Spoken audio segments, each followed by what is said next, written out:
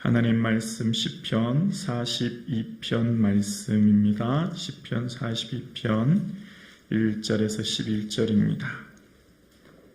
구약성경 833면입니다. 함께요. 하나님이여 사슴이 시냇물을 찾기에 갈급함같이 내 영혼이 주를 찾기에 갈급하니이다.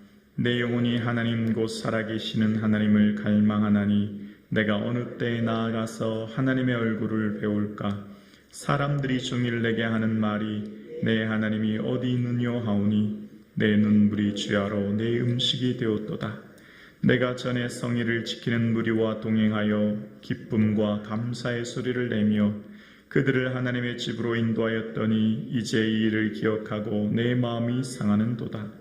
내 영혼아 내가 어찌하여 낙심하며 어찌하여 내 속에서 불안해하는가. 너는 하나님께 소망을 두라. 그가 나타나 도우심으로 말미암아 내가 여전히 찬송하리로다.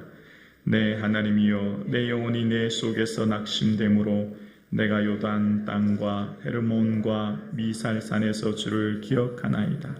주의 폭포 소리에 깊은 바다가 서로 부르며 주의 모든 파도와 물결이 나를 휩쓸었나이다.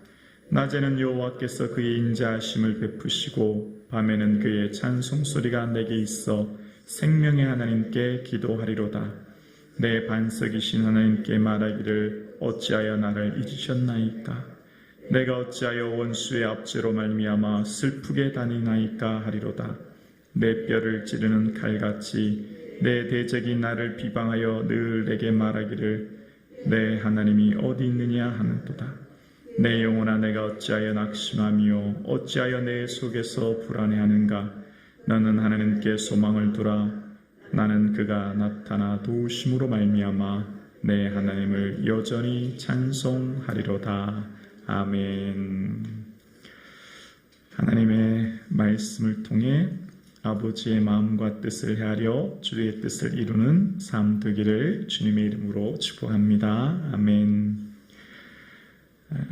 가정마다 이렇게 가훈이라는 게 있죠.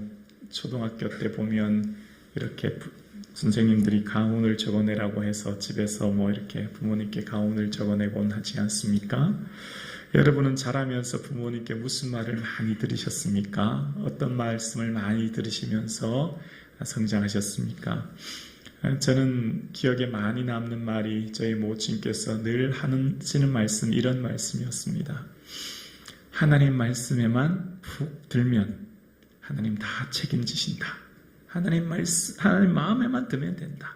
너는 하나님 마음에만 푹 들면 하나님 다 너 인생 책임지신다. 그 얘기를 늘 들었던 것 같아요. 자, 오늘 본문의 내용은 고라 자손의 마스길이라는 내용으로 서두가 표제가 되어 있습니다. 그러니까 마스길은 교훈이거든요. 그러니까 저 스스로가 이렇게 의역을 해봤습니다. 고라 자손에 내려오는 가훈, 이렇게 정의해봤습니다.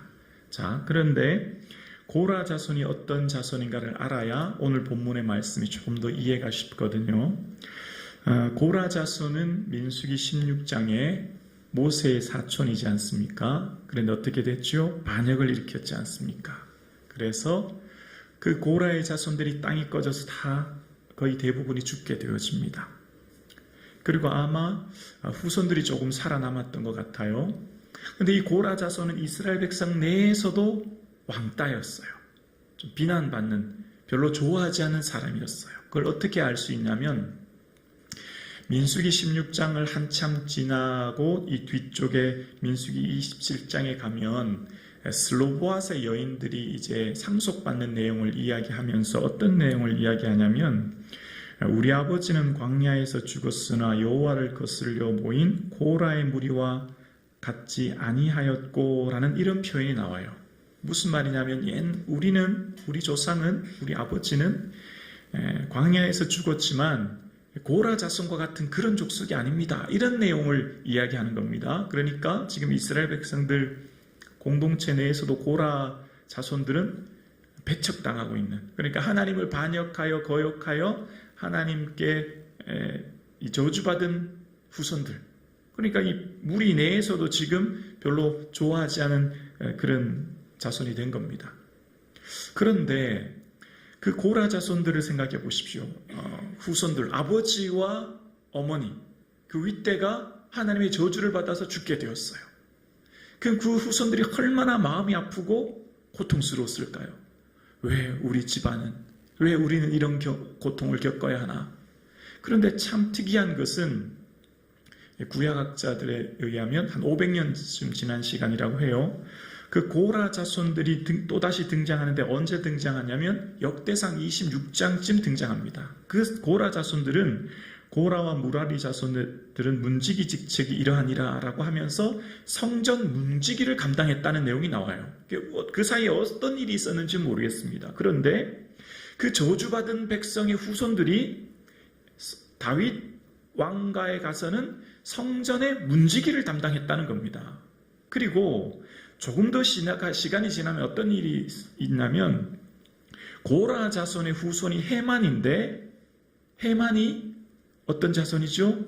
아삽, 헤만, 여두둔 뭐 하는 백성들이었죠? 하나님을 찬송하는, 성전에서 하나님을 찬송하는 직분을 감당하게 되어요. 가장 거룩하고 가장 존귀한 하나님을 높이는 직책을 맡게 된 겁니다. 그러니까 처음에 하나님께 저주받아, 징벌받아, 고통받아, 정말 백성들 내에서도 배척당하고 고통당했던 그들이 그 사이에 얼마나 큰 어려움이 있었는지 추측되어집니다. 그런데 그들이 결국은 다시금 다윗 시대에 가서는 하나님의 성전의 문지기를 감당하고 또 그 후손들은 이후에 하나님을 찬송하는 그 귀한 직책을 감당하게 된 것입니다. 그들이 그 자손들을 통하여 마스길, 교훈이 내려오는 것입니다. 그 교훈이 뭐냐면 크게 두 가지로 정의할 수 있습니다. 인생을 살다 보면 영적인 침체와 고난이 올 수 있다. 특별히 인생을 살다 보면 우리의 영적인 침체와 고립은 관계의 단절일 수 있다. 첫 번째, 사람과 사람과의 관계의 단절이다. 두 번째, 하나님과 나와의 관계의 단절이 올 수도 있다. 그러나 기억해라. 그럴 때일수록 하나님 바라봐야 된다. 이게 오늘 본문의 핵심 요지입니다. 그러니까 자, 오늘 본문을 먼저 1절부터 보면 하나님이여 사슴이 시냇물을 찾기에 갈급함 같이라는 비유를 쓰고 있지요. 그래서 이 지금 일반적으로 이 사슴은 서식지에서 물이 어디 있는지, 냇가가 어디 있는지, 먹을 것이 어디 있는지 일반적으로 다 알고 있기 때문에 이럴 일이 없는데, 일반적으로 사슴이 갈급하게 된 것은 서식지가 파괴된 경우, 무슨 불이 났거나 뭐 이래 돼서 서식지가 파괴돼서 쫓겨난 경우거나 혹은 맹수로 의해서 쫓겨서 맹수 때문에 서식지에서 더 이상 살지 못해서 그것을 한급하게 떠나야만 했고, 그래서 목이 마른 그런 상태를 지금 비유하는 겁니다. 그러니까 지금 사슴이 그 물을 마시지 못하면 생존이 불가능한 상황, 그 서식지에서 떠나서 무척 공고한 상황이 맞이했듯이 지금 이 시편의 고라 자손들이 내 영혼이 너무나 이 갈급한, 이 내 지금 있는 곳을 떠나 고통당하는 갈급함 속에 어떻게 하고 있냐면 주님을 찾고 있습니다. 주님 밖에는 도울 자 없음을 고백하면서 2절에 내 영혼이 하나님 곧 살아계신 하나님을 갈망하나니 어느 때에 나아가서 하나님의 얼굴을 배울까. 정말 살아계신 하나님, 하나님은 살아계시고 역사를 주관하시는 그 하나님에 대한 분명한 고백이 있고, 무엇보다도 이 고난 가운데 하나님을 갈망하는 거예요. 하나님 없이는 하나님만이 우리의 도움자 되시고 하나님만이 나의 인생을 도와주시니 그 하나님의 얼굴을 배웁기를 간절히 소망합니다. 왜요? 그 이유가 3절에 나와요. 사람들이 종일 내게 하는 말이 내 하나님이 어디 있느뇨 하오니 내 눈물이 주야로 내 음식이 되었도다. 관계의 단절을 가져온 겁니다. 그리고 고라 자손들의 삶을 보면서 야, 너희들 지금 몰골이 그게 뭐냐? 너희들 행색이 그게 뭐냐? 너희들 그러고도 하나님 믿는 족속 맞느냐? 조금 전에 배경 말씀드렸죠? 이들이 유리빈민하며 살아가는 이들의 삶 속에서 너희들 하나님 어디 있느냐? 라고 말할 때 그들이 너무너무 고통스러운 것입니다. 그리고 전에 성의를 지키는 무리들, 그러니까 함께 예배했던 그들조차 우리를 향해서 비난하는 그 말에 마음이 상하게 되었어요. 자, 그럴 때 첫 번째 단락, 사람과의 관계의 단절로 인한 상처와 아픔 때 어떤 고백을 하냐면 5절입니다. 함께 고백할까요? 내 영혼아 내가 어찌하여 낙심하며 어찌하여 내 속에서 불안해하는가. 너는 하나님께 소망을 두라. 그가 나타나 도우심으로 말미암아 내가 여전히 찬송하리로다. 너무 고통스러워요. 눈물이 주하로 내 음식이 되고 잠을 잘 수 없고 음식을 먹을 수 없고 이 고통이 너무나 심해서 사람들의 관계의 단절로 오는 사람들로 오는 상처 때문에 삶이 너무나 지치고 힘들어 마음이 상했어요. 그런데 그때 내 영혼에게 고백하는 겁니다. 내가 어찌하여 낙심하느냐? 어찌하여 불안해하느냐? 주님과 함께 동행하며 신앙생활한 자들에게도 늘 평안과 기쁨만이 있지 않고 영적인 침체가 있을 수 있고 어려움이 있을 수 있는데 그때 어떻게 한다고요? 어찌하여 낙심하며 불안해하느냐라고 하면서 내 영혼에게 어떻게 고백한다고요? 하나님께 소망 두라. 하나님 바라봐라. 하나님 반드시 나타나서 도우신다. 여기 도우심이라고 하는 예슈아라고 하는 것, 이게 구원이거든요. 이게 예수님이라고 하는 그 단어거든요. 그가 하나님 반드시 나타나서 널 도와주시니 너는 기억하여 여전히 찬송해라. 여전히 계속해서 끊임없이 지금 비록 내 삶의 자리가 어떻든지 지금 사람들이 내게 뭐라고 하든지 사람들이 내게 어떤 표현을 하든지 너는 내 영혼을 향해 외쳐라. 두려워하지 말고 낙심하지 말고 불안해하지 말고 여전히 하나님 찬송하라. 이 시편을 묵상하면 어떤 시편이 기억나냐면 여러분 시편에 다윗이 가장 고통스러웠을 때 고백했던 시편 기억나시죠? 34편이요. 아비멜렉 왕 앞에서 미친 채 앞에 하면서 했던 고백의 첫 번째가 내가 여호와를 송축하며 내 입술로 항상 주를 찬송하리다. 첫 번째 고백이었거든요. 너무나 비참하고 자존심 상하고 고통스러울 때 다윗이 하는 말이 내 입술로 항상 주를 찬송하리다 고백해요. 그러니까 영적인 슬럼프가 왔을 때는 넋놓고 있는 상황이 아니에요. 될 대로 되라고 있는 게 아니라 의지적 결단으로 하나님을 찬송하라는 겁니다.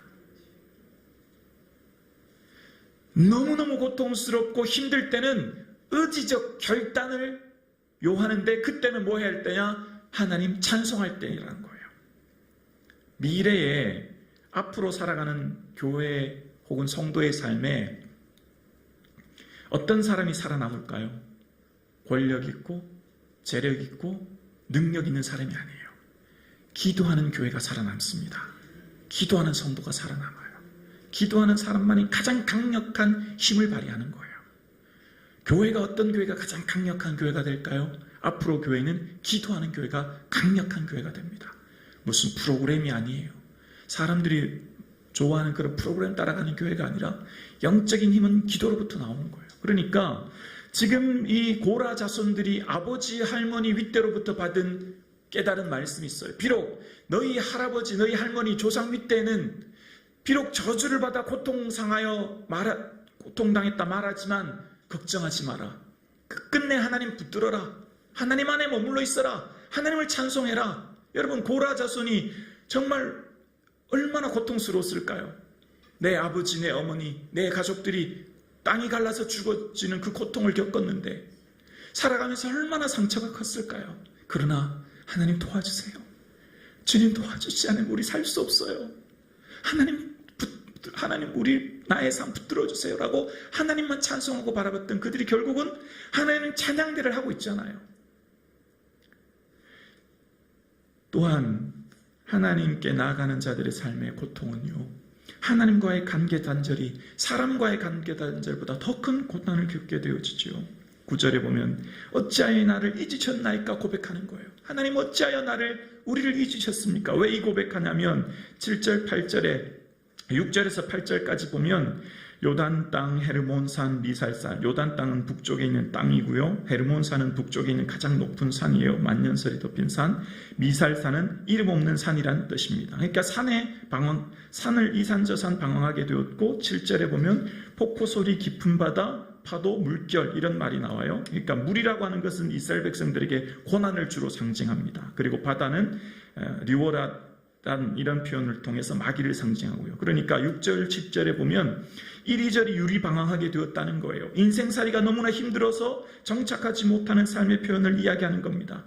그런 상황 가운데 마치 하나님이 나를 잊으신 것 같고 마치 하나님 나를 버리신 것 같고 마치 하나님 더 이상 우리 가정, 우리 자손, 우리의 삶을 외면하는 것 같은 그 극심한 고통의 상황, 더 이상 하나님이 우리를 사랑하지 않은, 방치하는 것 같은 그 상황 가운데 어떻게 하라고요? 똑같은 고백을 11절에 또 합니다. 11절에 내 영혼아 내가 어찌하여 낙심하며 어찌하여 내 속에서 불안해하는가? 너는 하나님께 소망을 두라. 나는 그가 나타나 도우심으로 말미암아 내 하나님을 여전히 찬송하리로다. 똑같은 거예요.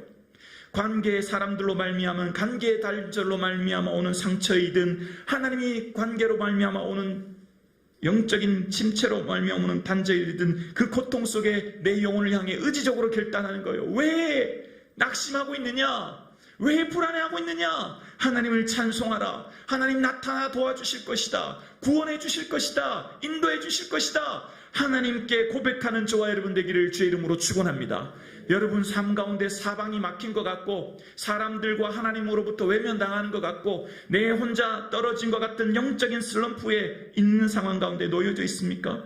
지금 우리의 상황 가운데 어떤 고난이 있든지 내 영혼을 향해 외치십시오. 어찌하여 낙심하고 불안해하느냐? 하나님을 바라보라. 하나님을 소망하라. 하나님이 나타나 도우실 것이다. 할렐루야. 그 하나님을 향해 외치고 고백하고 끝끝내 주를 붙드는 저와 여러분 될 수 있기를 주의 이름으로 축원합니다. 그럴 때 고라 자손을 통하여 그 후손이 결국은 하나님을 찬양하는 찬양대로 쓰임받았듯이, 어떠한 상황 가운데 있을지라도 주를 붙드는 인생, 그 가정, 그 후손, 그 삶은 하나님께서 놀라운 은혜 주실 줄로 믿습니다.